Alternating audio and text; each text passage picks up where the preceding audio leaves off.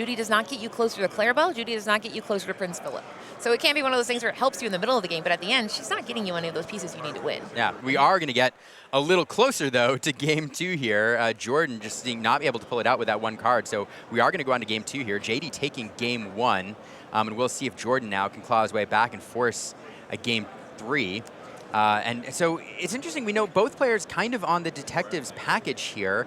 Don't know if their lists are identical, but clearly they've chosen to work those Judy Hopps in.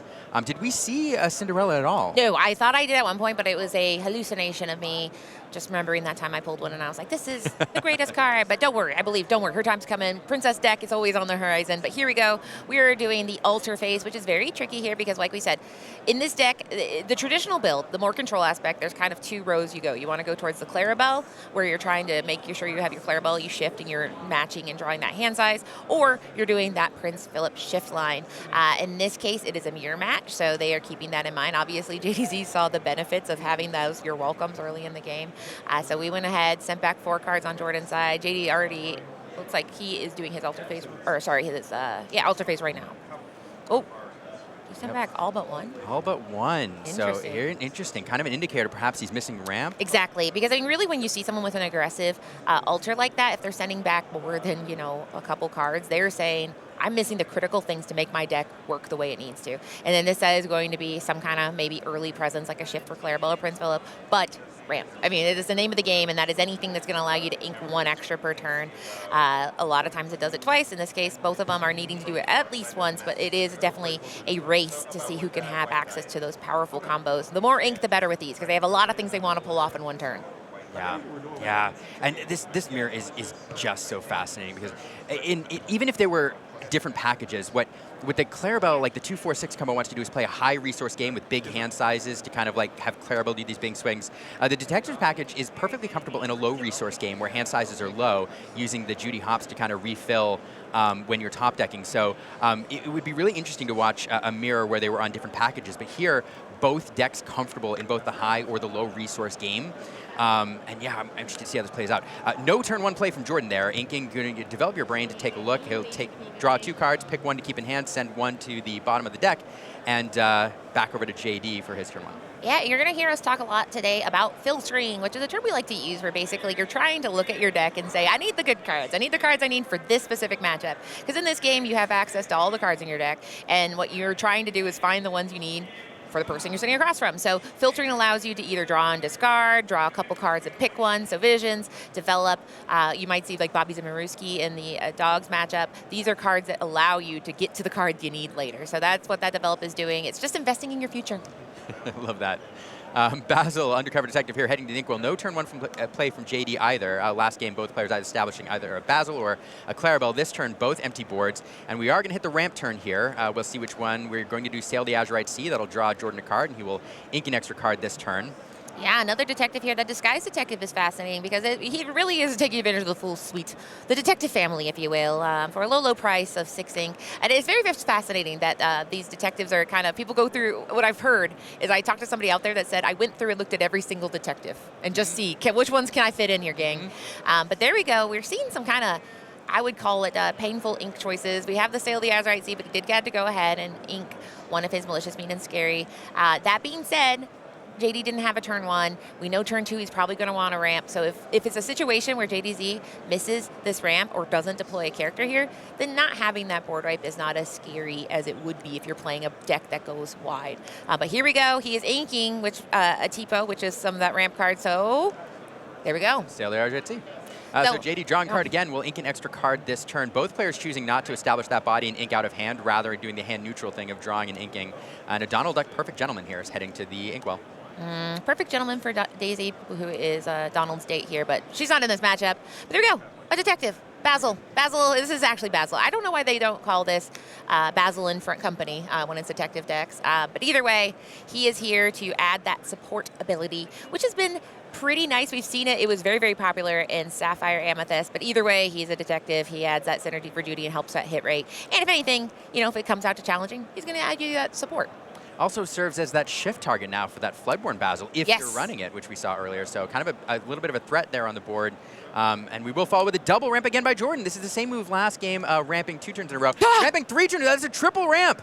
So now the resource disparity here clearly on full display. Emptying his hand, probably down to 1 card, I think. But look at that 6 ink on the board to JDZ's 3.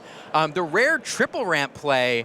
By what turn are we on? 3? Yeah, that was I don't know, game 1 or turn 500. But yeah, I mean that is very rare in this game. But that kind of forces JD here to go. Okay, I can double ramp. I'll double ramp. Maybe can he triple ramp here? In this case, he goes ahead and sails the Azurite Sea to go ahead and get that extra ink.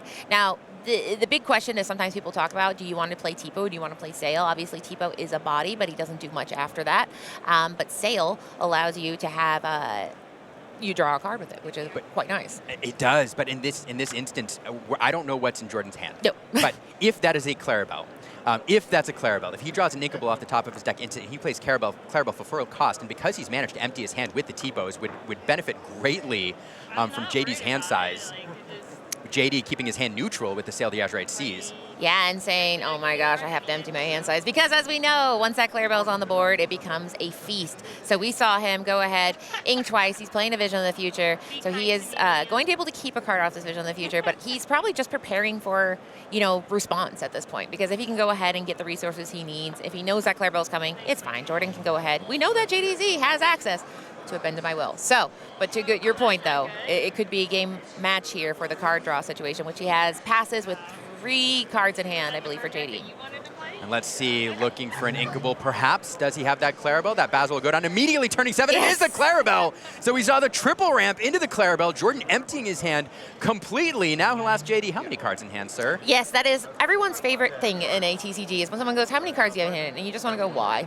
Why do you want to know? Yeah, and it could be for a myriad of reasons. In this case, it could be for drawing. It could be for discarding. In this case, Clarabelle. It happens at the end of your turn. So what happens is you go ahead and say, end of turn, I draw for Clarabelle. And you go ahead and say, how many cards do you have? That's how many cards I have. What a coincidence. And then you pass over.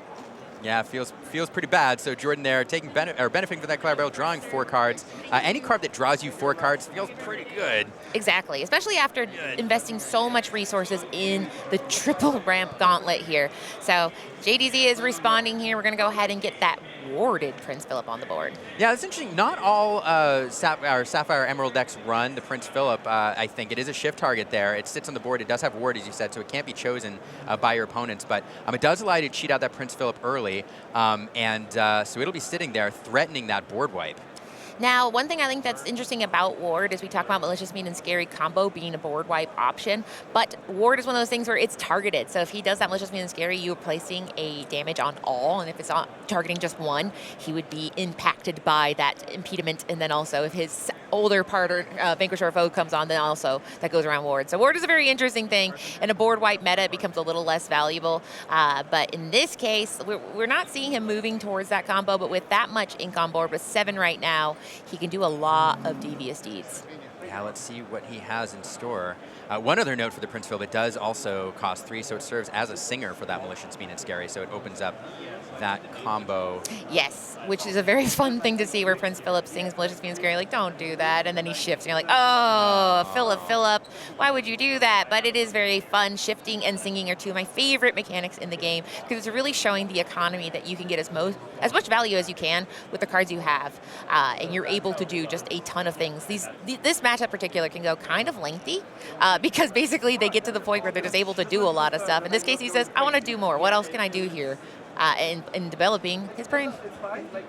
Is Jordan here looking perhaps for some combo pieces, something else to establish a strong board presence? Yeah, he wants to go ahead and finalize the dominant position here against JD's deck. He has more ink for now.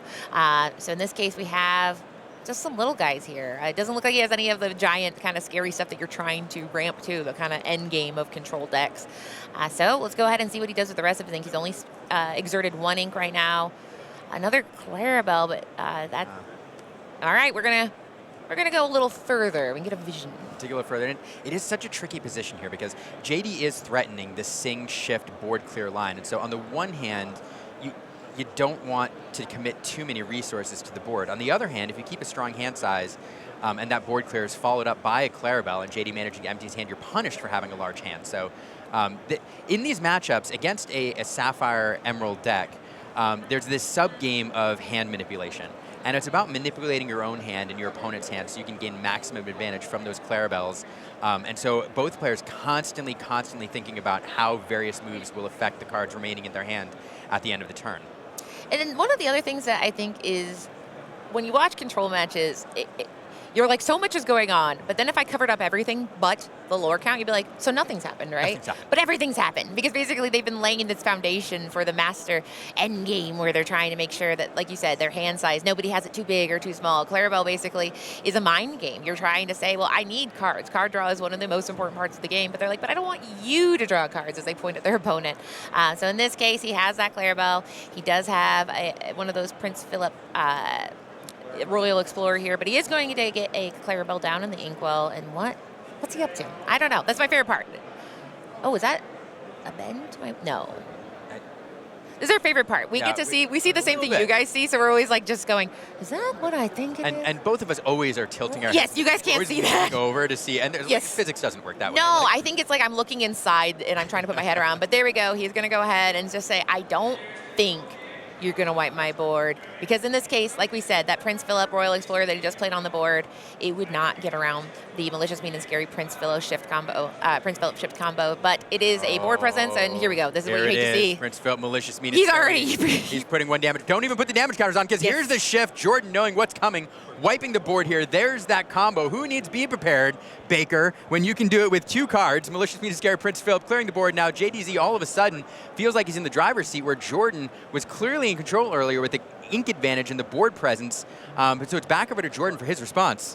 And I'm thinking he is saying, Hades, can you please come here? Can you help me with some infernal schemes?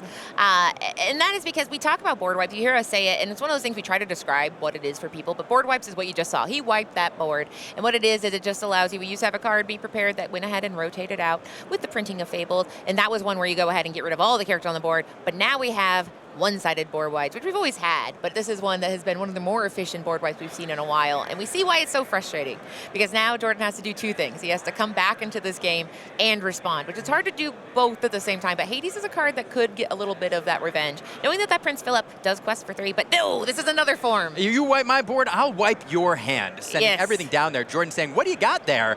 And we did see JD send away a bend to my will of his own, which is notable because sometimes these decks only run 1. Sometimes 2, but oftentimes only 1, trying to find it in the mirror here. So that could be JD's only 1 there now in the discard pile. So nothing done on the board, but now JD in top deck mode. And, drawing into another Philip, I think. Yeah, so, I mean, that's not the worst thing you're ever going to see. So he can go ahead and get that 4 lore with these 2 questing here. But as far as ink count, he does have just 6. So that means he cannot play that Prince Philip at that full cost of 9, which is why we saw that triple ramp that we saw from Jordan was something he prioritized. Ramp is very, very important because more ink, more access. So now we might see the tables turn, and this is why control decks are fascinating, because you were controlling your opponent. In this case, we're going to go ahead and get a Basil down on the board, which you can go ahead, and I believe this one is you pay to go ahead and discard. Yeah, whenever you ink a card during your turn, you may pay 1 to have chosen opponent choose and discard a card. Yeah, which against a person who is quite literally lost their hand, that is a pretty devastating thing. So Basil is there to kind of say, I'm going to make you discard a card, probably either way. In this case, it's not the worst thing, because, I mean, right now JDZ is able to quest for a nice, cool 4 every turn, so he's slowly creeping up there, but things could turn very quickly if we see that Hades, if we see that combo piece. We do see, I'm trying to see what that middle card is. Yeah, we have a Malicious, Mean, and Scary, we have a Clarabelle, and that one bottom one is kind of concealing itself. Jordan doing the 2-card shuffle there, leaving that 3rd card on the bottom. Conceal, don't feel, but let it show. Let it show. Please, but here we go. It looks like we are going to go ahead and sing. That answers the question right there. Yeah. It's a you're welcome coming down here and sending that Prince Philip back to hand. Now we're going to cut, and JD's going to draw 2 cards. Now, if Jordan has not inked yet this turn, we'll be able to force JD to discard one of those cards if he chooses to go that route. But we are going to exert almost everything here to play the Clarabelle. So don't want to necessarily make your opponent discard if you're going to benefit from cards in hand. Although, well, never mind. We are going to see the discard. And now Jordan will draw 1, I believe, off that Clarabelle at end of turn. Yeah, so I mean, it's one of those things where, yes, JDZ did get a card off of that, but he only has this simple Basil on the board. Now, we do talk about how you can shift, so that is something he has access to. He's kind of low on that ink, and he does know that Clarabelle's on board. Now, I do believe if that is an underseed, that is an interest.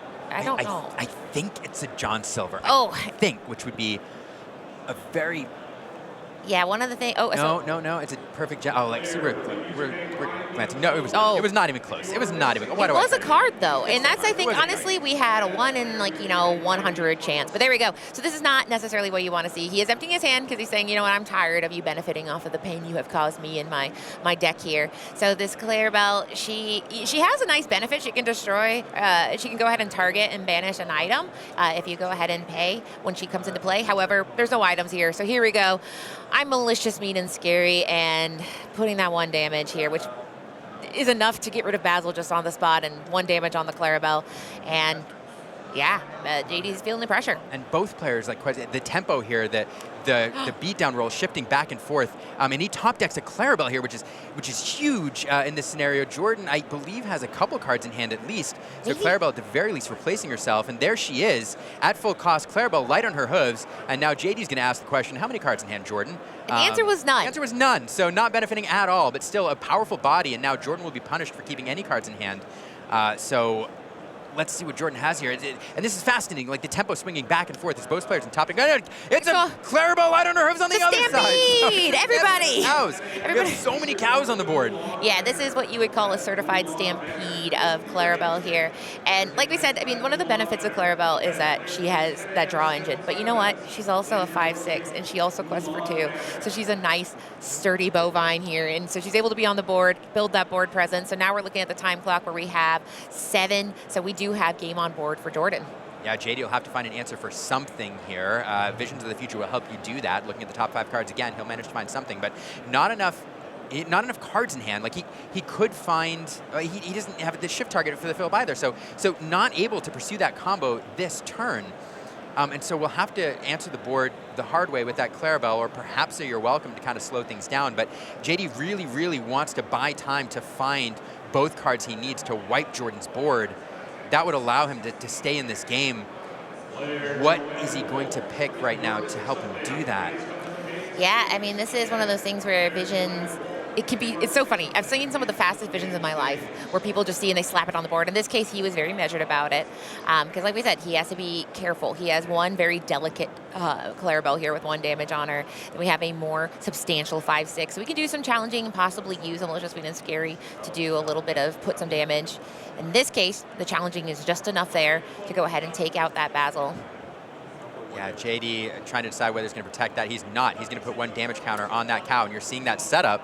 I know, and that's right, because I mean, it takes something where if it's a pretty inexpensive card, if you have that malicious, mean, and scary where you can go ahead and sing it, and so it could be investment here. In this case, he goes ahead and passes. Now that Clarabelle is feeling very vulnerable because now all she needs is 2 damage on it. That being said, Jordan wants to quest. He wants to finish. So he has to do that clock of like, how bad would it be if my board got wiped and I was a little greedy here and quested for 5? Is there anything I can do? A Hades would be quite nice if you could get that Infernal Schemer. I love that card. I keep hoping for it. I don't even know if I've seen it, but that would be a good answer here. But here we go. It's a nice little damage hit because it does make a step with the Clarabelle. No, this is also quite nice. Very nice. Sending that back to hand, and since it's shifted, JD now has 2 cards, so Jordan able to draw 2 off that Clarabelle. Brutal, and that's why bouncing things back to the hand with Mother Knows Best and this Basil is fascinating, because things like You're Welcome, bouncing back to hand when you have a Clarabelle, it feels quite nice to go ahead and control the tempo of your opponent while also benefiting. So there we go. We do see a little bit of a payoff where he is able to do a spot removal, but ultimately not enough, and JD not able to keep it. And you know, wiping here, if you're just joining us, this is Jordan and JD. You know JD. Jordan is a local of JD's. They played in the set champs together last weekend, and so it's local on local here. And